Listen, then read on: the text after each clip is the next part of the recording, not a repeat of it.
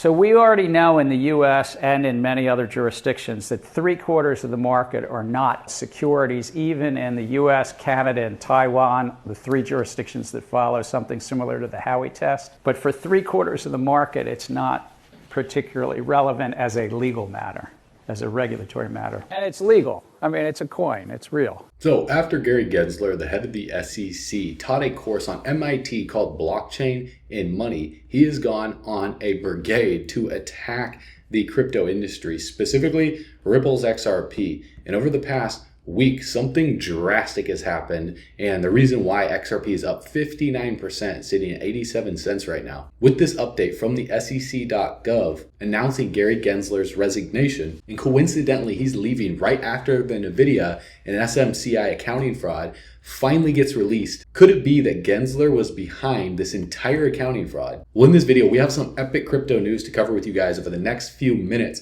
What Pulse Chain creator Richard Hart has to say about Gary, outrage over Trump's appointments, Ripple issuing their stablecoin via a New York trust license, and what this means for the price of XRP. We're talking about the Bitcoin to the US dollar price chart, some massive predictions about where the price of Bitcoin is going to go in the near future, XRP to Bitcoin's price chart, and XRP to the US dollar price chart, and where we are compared to the past, and the reason why now is the most important time to start paying attention to the crypto market as Bitcoin gets ready to make the next major move up past $90,000 and even $100,000, along with Donald Trump and the IMF's secret plan for Ripple and XRP that virtually nobody's talking about. So if you guys are feeling bullish, comment 777. If you're feeling blessed, comment 777. And if you're going to become the first millionaire in your family tree, confirm it by tapping the subscribe button. Let's run it.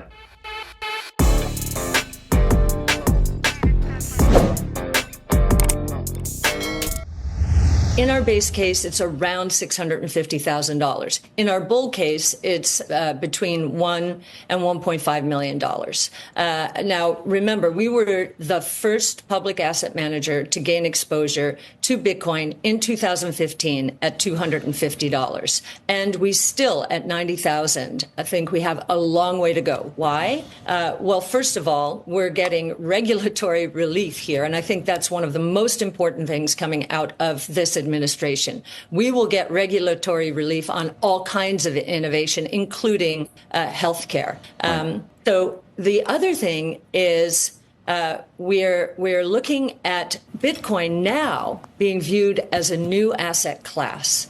It's not just a global monetary system. It's a new asset class. And what that means is institutions and asset allocators generally are saying, wait a minute, this asset is behaving differently from all of our other assets. We need to include. So I think that's the next big move. And if you look at years where the Bitcoin has halved and the inflation rate has gone now down to 0.9, it's usually had a nice big move. And Kathy Wood is spot on. Bitcoin is making that big move. It's upwards of $91,000 right now, and the rest of the market is surging with it. Dogecoin, 90% over the past week. XRP up 60%. We see Cardano up 50%, and everything is doing very, very well. So we've reached the point in the matrix, in the simulation, where the US government is launching what's called DOGEcast. Vivek Ramaswamy said, our goal is to shave the size of government to be as transparent as possible with the public. Weekly DOGEcast will start soon. So expect Dogecoin to be at the forefront of people's mind as Elon Musk,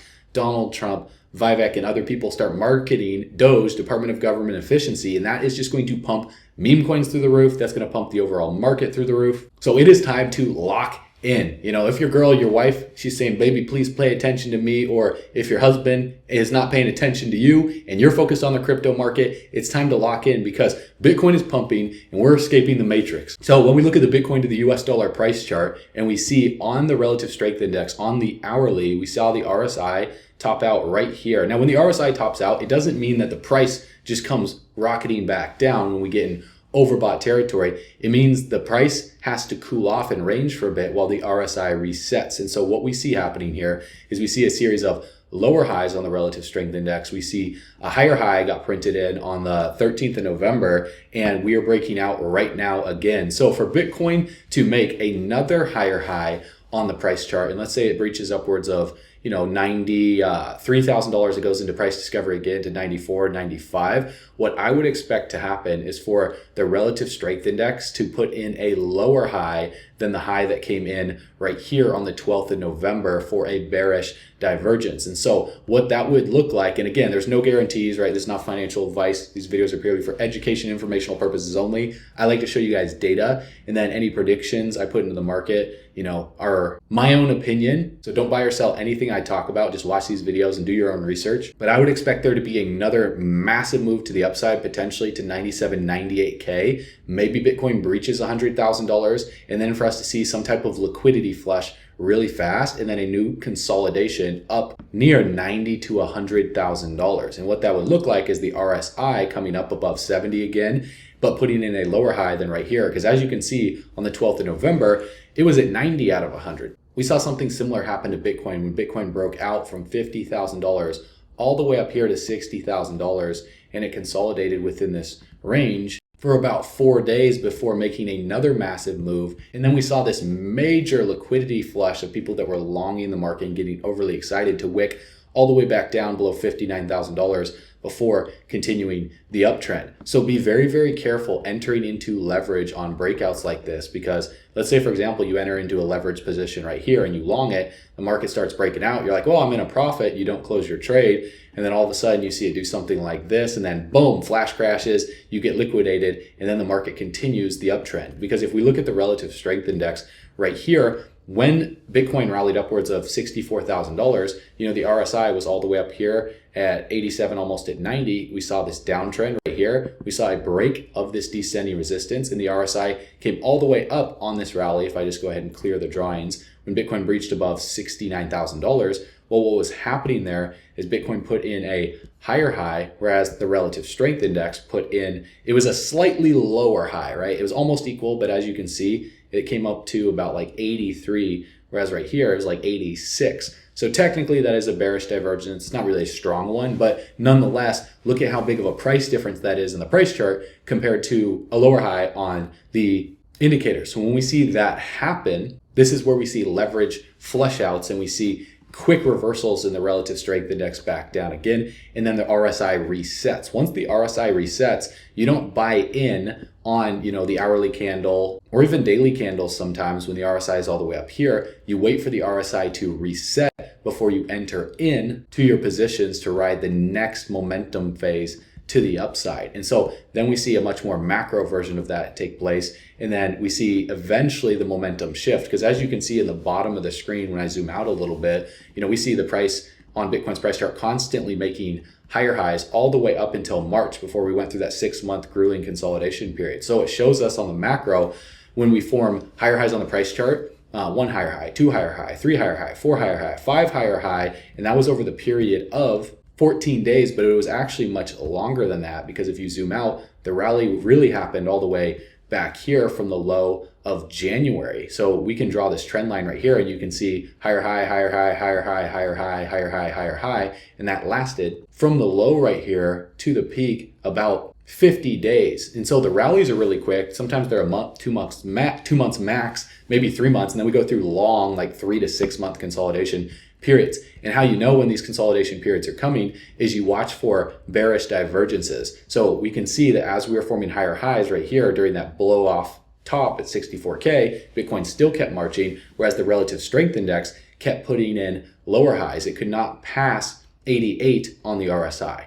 You know, it went to 82, and then on the next high it went to 76, and then it was at, you know, like 73 or something. Then it went up to 70. And so then the momentum inevitably shifts on the macro. The RSI has to reset, come all the way below 20 in overvalued territory. And then we start a new trend trying to form higher highs on the relative strength index, while the price chart forms lower highs and attempts a trend reversal. And eventually we reverse in a trend reversal. But even still at that, Bitcoin got rejected from the high, and then it just traded sideways and didn't really do anything for a long period of time. Look at this. And then finally we're breaking out on the macro. So in my opinion, this is the first start of that major breakout from what we saw back in January. So the real low that we're measuring from is right here on roughly the 6th of September, where we see this ascending support, and we saw the price deviate from it. So we saw point of contact right here, point of contact right here, roughly on November, then election with Donald Trump getting elected, boom, caused this massive breakout. So now with this massive breakout to the true all-time high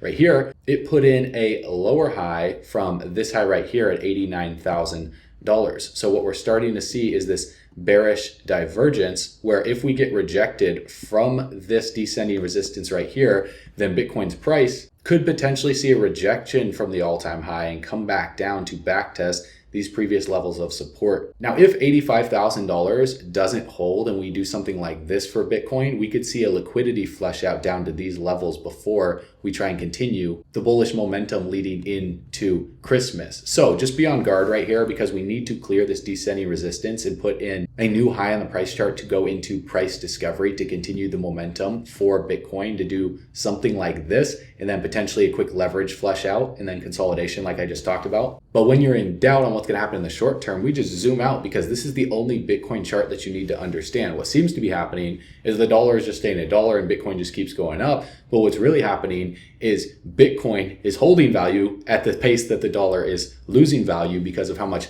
money they're printing, because of what's going to happen to inflation over the next 12 months. But it takes foresight to be able to see this. For example, listen to what Nipsey Hussle said about Bitcoin back in 2017 when the price was around $3,900.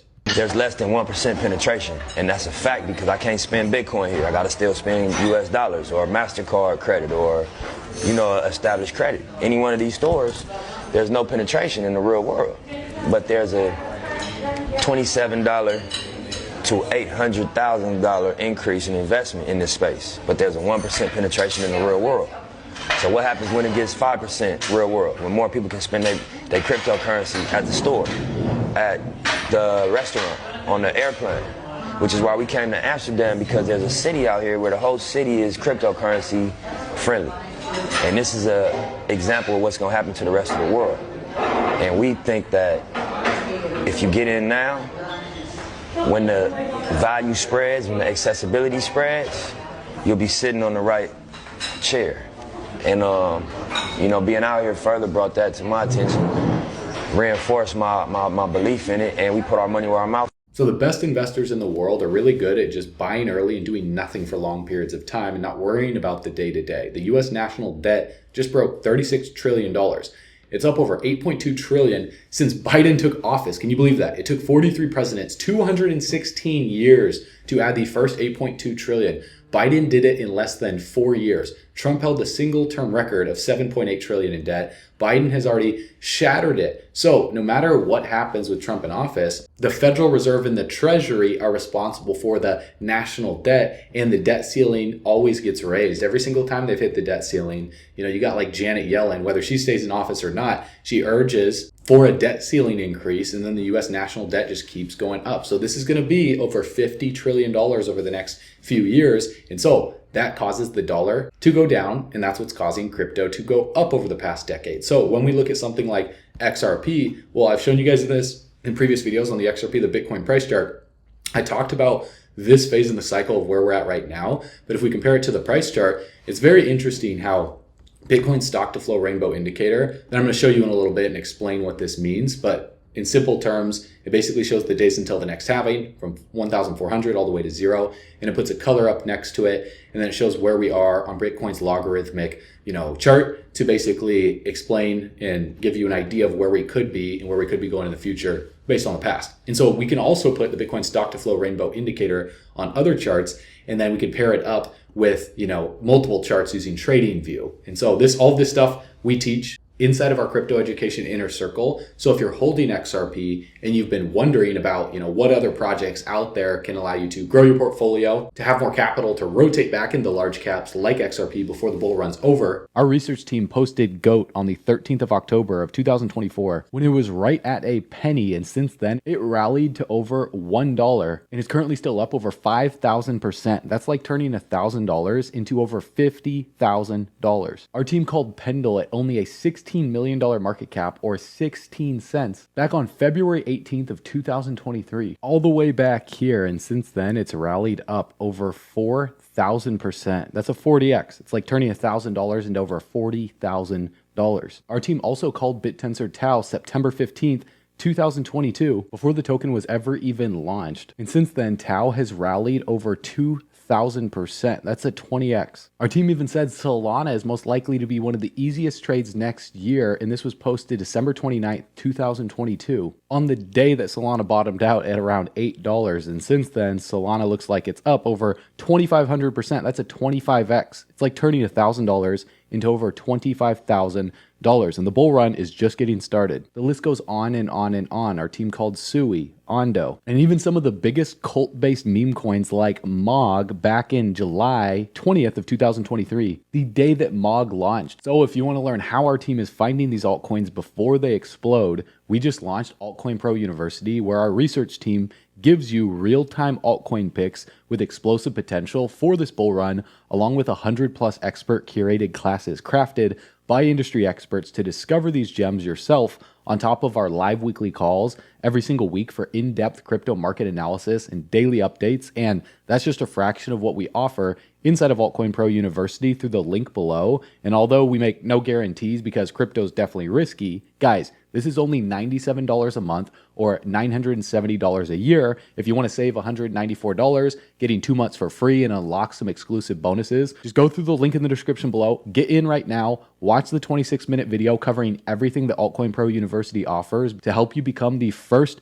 millionaire in your family tree. If that's a goal of yours, our goal is to help 1,000 members set their portfolio up for life this month. And you can get started through the link in the description below right now, or you can go to bullrunners.com to take advantage of the bonuses we're giving you before they expire. We have about 200 members right now, and we literally just launched like less than 5 days ago at the time of making this video. Everyone is loving the community. They're loving the education. They're getting access to real-time altcoin picks first before we ever make videos about them. So click the link in the description below, watch the video, and I'll see you on the inside. Now, when we look at XRP, the Bitcoin price chart, and we see when we turn from orange to yellow all the way back here from September 2016 to March of 2017, XRP bottomed out all the way down here and went on a face-melting parabolic rally shortly after that lasted roughly, because I'm zoomed out here, but it was roughly 300 plus days. The time after that, XRP bottomed out here, and this was after the lawsuit was filed, back in January. XRP was like at 16 something cents, and it rallied for 117 days. And so interestingly enough, we have back tested the previous level of support that we were at back in January of 2021, all the way back here on the 14th of June. And we've also turned from orange to yellow. And in my previous video, I said, watch, from orange to yellow, we could see a sell-off, not a sell-off, but an underperformance of XRP to Bitcoin. And sure enough, that's what we saw. Well, Bitcoin is passing its all-time high. XRP is still well below its all-time high, even though it's sitting at 88 cents. Guys, the all-time high for XRP is at over $3. So I've said, this is the easiest trade in human history. XRP, I make no guarantees about, but look what's happening with Gary Gensler. Look what's happening with Trump. Look what's happening with Elon Musk. They are going to pump the crypto market to the moon. And when you line that up with the cyclical nature of how XRP moves in comparison to Bitcoin, could we have bottomed out right here and we just see the next uptrend for XRP relative to Bitcoin, where XRP outperforms Bitcoin? We'll see. The next zone of resistance to watch is these levels right here that acted as support, all the way from July of 2021 until we broke down below it in the 9th of November. And now that regulatory clarity is coming to the industry, I would expect XRP to continue to perform well. And so this breakout has just started. Even if we see a back test of this descending resistance at the bottom of the screen that you can see right here, similar to what happened, during the last bear market where XRP attempted to make a breakout right here that I talked about in yesterday's video. It rallied all the way up to like 30 cents and then it came back down to back test this descending resistance to act as the launch pad before rallying up for the rest of that bull run for the 100 plus days like I just showed you. If that's what's happening right now, and let's say XRP sells off, if Bitcoin pulls back, this would act as a major launch pad for XRP going into 2025 to make the next major move. And the reason why I believe that is because when you look at the psychology of a market cycle and you pair that up to the XRP market cap dominance compared to the rest of the industry, we have been in this massive downtrend for such a long period of time. And if I were to draw this descending resistance and this support right here, you guys can see that every single time we've gone in the past from orange on Bitcoin's stock to flow rainbow indicator to yellow, we see this sell off for XRP. We see it bottom out and then it turns to yellow. And during the whole yellow phase right here, it rocketed to the upside in 2017. From orange to yellow, we see this massive sell-off in the first phase. And then it didn't really look like it rocketed up here, but still XRP performed like a 15 or 16x or something like that from the COVID lows. And then it continued the downtrend for the rest of the bear market. And so what's happening right now? Well, just like we went from purple to orange and now orange to yellow, we saw that first initial sell-off for XRP from orange to yellow. And so we're just starting the breakout phase. So I would expect there to be some form of consolidation at this descending resistance right here. Or if XRP just starts rallying upwards to the all-time high and past the all-time high, maybe we break it. We'll see how high we go during this yellow phase, but each bull run, once Bitcoin's dominance drops, XRP starts outperforming Bitcoin, XRP's market cap dominance increases, start absorbing more liquidity from the whole entire industry. Right now it's at 1.73%. At the peak, it was at 30% of the whole industry. Will XRP get up to 30% again? Probably not, because there's just so many more altcoins and there's so much more liquidity sloshing around in different projects. But what we can focus on is what Ripple is doing to issue their stablecoin RLUSD via a New York trust license through standard custody, because it is a more robust strategy compared to issuance via a money transfer license. So Ripple has to maintain reserves of at least 100% of the nominal value of outstanding stablecoins in low risk, highly liquid assets. And now RLUSD is showing up in CoinMarketCap paired to Solana. So we're going to start to see very similar to what happened to Bitcoin because of USDT being paired to Bitcoin, being paired to Ethereum, being paired to XRP. We're going to start to see RLUSD be paired to all of these other altcoins. So if Solana is trading into Ripple stablecoin, if Bitcoin is trading into Ripple stablecoin, if Ethereum is trading into Ripple stablecoin, what do you guys think that's going to do to the liquidity for Ripple as a company and for XRP? It's super bullish, especially with regulation coming to the stablecoin market. Look at this document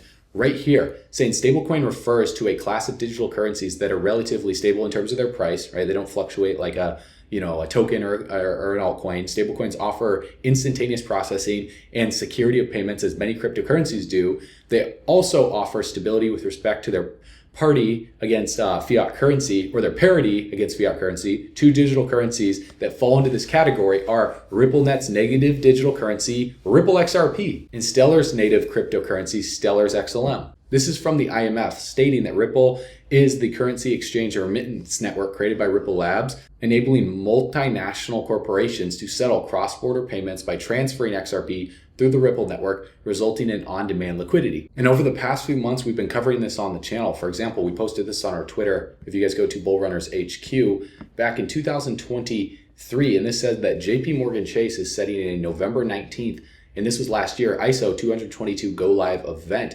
They're emphasizing the importance of not waiting until 2025 because the changes are happening rapidly and a lot of these banks don't want to miss out. So why is this important, and how is this all connected, and what is Trump's master plan? Well, all banks are urged to ensure their payment ecosystem can accept ISO 222 to maximize the benefits of this global payment infrastructure that they're implementing to speed up cross-border transfers, because wire transfers take 3 to 5 days. For any human being to think that that problem is going to exist forever is foolish. They're going to solve that problem, and they've been working on solving it with blockchain technology. And if you look right here, here's a full list of the ISO 222 coins and tokens: XRP, Quant, Algorand, Stellar's XLM, HBAR, IOTA, XDC. So all of these banks have been getting ready for the ISO standard to reduce costs. And if you look at this full timeline and benefits of early adopters document right here, it shows the entire timeline. On March 23rd, SWIFT began its 3-year coexistence period for ISO 222 messages for cross-border payments and reporting, completing what's called the Big Bang migration to ISO 222. Then we have June 23rd, CHAPS begins the migration to ISO. Then we have November, SWIFT guidance date for banks to start generating enhanced